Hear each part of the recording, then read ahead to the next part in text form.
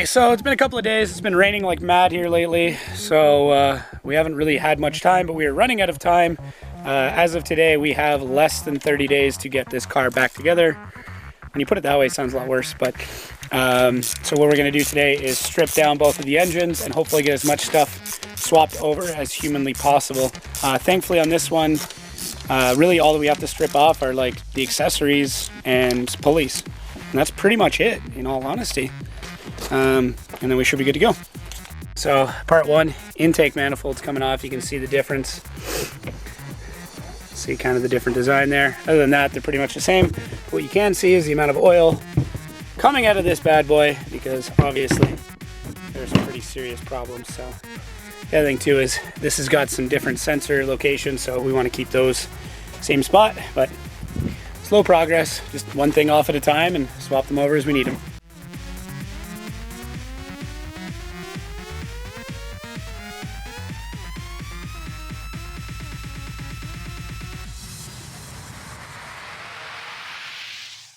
Okay, so I managed to figure out a way, actually pretty easy, to get this whole accessory unit off as one shot.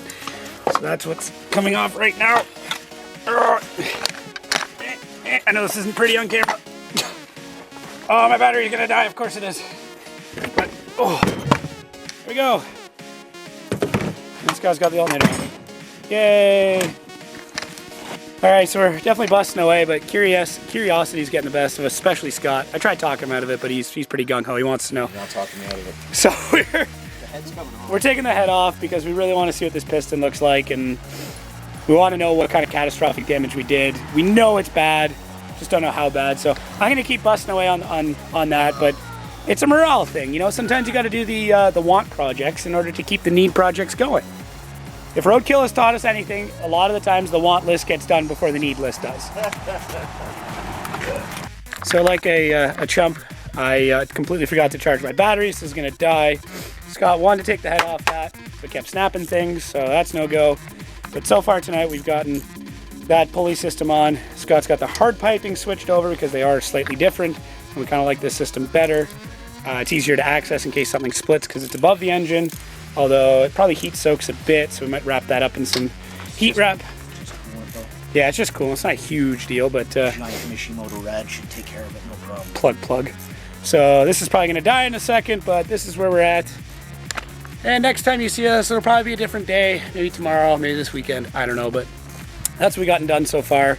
And it's starting to fucking rain again, so. Oh, it keeps going.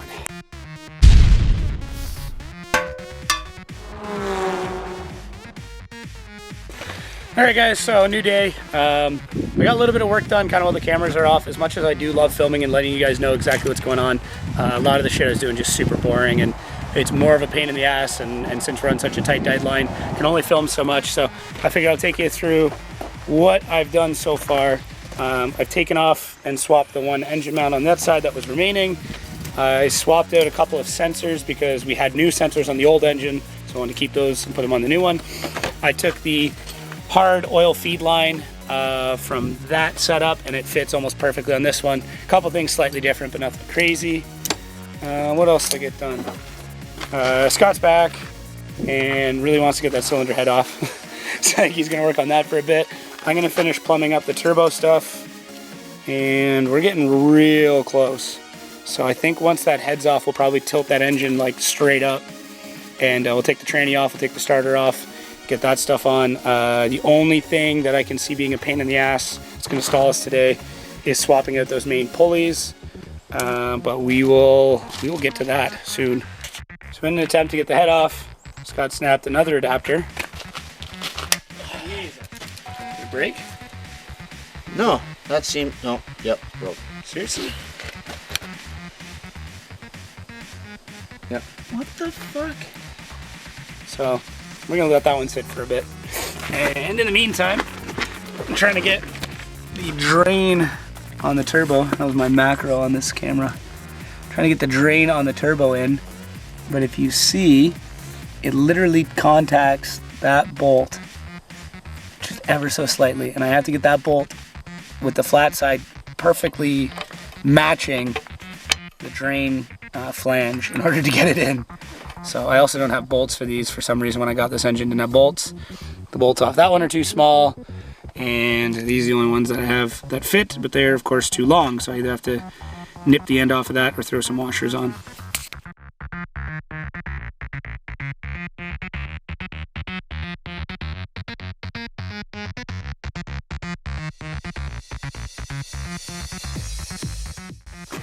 Alright, so ran into a couple things so far. We noticed that this exhaust bolt stud thing is pretty fucked, which scares us. There's a couple other loose bolts we found overall in the engine, obviously because the block's been painted. I was working on that earlier, good luck. Oh, are you? I couldn't get this one off, but anyway, so one kind of neat thing I figured I'd show you may not know this, but if you have like an Allen key port and they start to strip, which they do very often, what you can do is take a Torx bit that's slightly bigger and hammer the fuck out of it to get it in there, and then that should, hang on, oh. Sorry, that should then give you enough force to get that out. Ooh, that is dirty. Oh, that's gross. Okay, so now we moved on. We're now doing the other pulleys. So what Scott has done here is strategically wedged a giant pry bar in between them. That's just a little pry bar. I love that. Power of friction. So another good way to do this, if you have the tools, is an impact, because an impact is hitting in pulses, so it won't be spinning it. If you just try and do this normally, you'll just spin it and you look like an idiot. But, so you need to stop the actual pulley from spinning, and since that's the pulley we don't care about, we really don't care what happens to it. The other two on that engine we do need, because they have this single belt, whatever, 8 rib or 6 rib or something like that, whereas these ones have smaller V-belts, 2 V-belts, which has some advantage and also has a lot of disadvantage. Obviously the big advantage of having a dual V-belt is if one goes, your car is still running. The downside is that V-belts often break more often, they're just not a quality belt. So there we go. Hopefully we can yank all this stuff off now. Okay, so where we stand currently, this is the best place in the world. We started getting everything off of the transmission, and we had 2 bolts that the heads went on them. So we got one of these top ones and then back here, and the heads just went for total shit on them. So we just cut the heads off in hopes that they would slide out kind of like dowel pins would. But the issue we're running into now is that we've got steel bolts, an aluminum case. And if you know anything about dissimilar metals, you know it's not a good thing. So we tried hammering on it, we tried giving it a bit of a pry. The only other thing we can think of at this point would be to just try and drill out that bolt, which fucking sucks. So I think that's the plan we've got, because the rest of the transmission looks like it's ready to come off. It's angled and it's splitting, so it's just now a matter of more than likely drilling out that hole.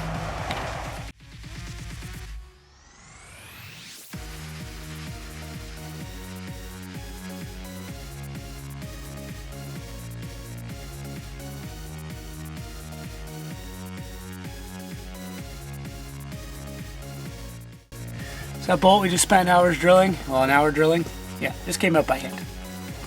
So all that just walks right out.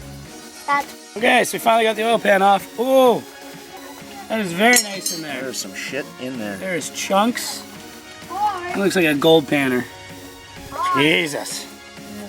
So let's that fucking pickup's no good, because there will be shit in it. Yeah, let's get this bad boy out of the way. There's little bits of piston one and all over that. So that's fun. You can live there. Okay. Rotating assembly. Probably worth some money in scrap. We have a fucking crankshaft toss. I say we just figure out art with it. Alright, you can do the honors. No way, if that doesn't come out, I'm gonna laugh my ass off. Cut on the wrist pin. Can it only come through the top? Oh my god! You can't make this up. You can't make this up. I can't put it back down. Holy fuck, we melted all the way through. Oh, Jesus. So next question is, how strong do you think those main bosses are? Why are you gonna try and just fucking hammer it off? Block's fucked, right? So we find the big one. I don't know, man. I think that's gonna be tough. I can't believe that still can't come I out. don't even give a fuck. I'm That's gonna it. try it.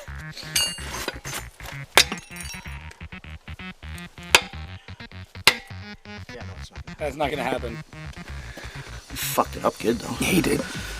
Oh my god, we melted clean through the piston. That's amazing. That still won't come out though. Can you turn it? That's it. That's it. How annoying is that? You know what's funny? Is even if I could turn it past the wrist pin, Yeah. the skirt would catch. Yeah. Can only go out the top. Fuck that shit. And now, good luck even getting it out. The rings are fucked. We wouldn't have too much trouble getting them back in, I don't think. Oh my god. After all that shit. After all that, we still can't get it out. Oh. So we gotta pull the head. Yeah. Ta-da! See what I mean? Yeah, but can we see the hole better? No. Get the camera out of the way for a second. Oh yeah, I know what you stuck. Yep. This block took its last victim. So it's dicked. So anyways, guys, I don't know if maybe I'll end the video here, but you can see that that piston was pretty dicked. So we were right in doing what we were doing. Still need to get the head off so we can actually see it, but some kind of weird art piece.